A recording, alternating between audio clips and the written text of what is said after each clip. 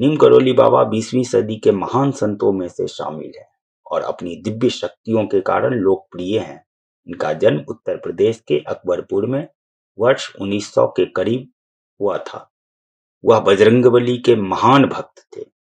नीम करोली बाबा का शुरुआती नाम लक्ष्मण नारायण शर्मा था। जैसा कि बताया जाता है, वह धनी ब्राह्मण परिवार से ताल्लुक रखते थे।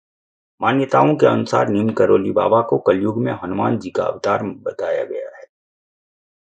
उनको लक्ष्मण दास, नीम करोली बाबा, तिकोनिया वाले बाबा और तलैया बाबा जैसे नामों से जाना जाता था।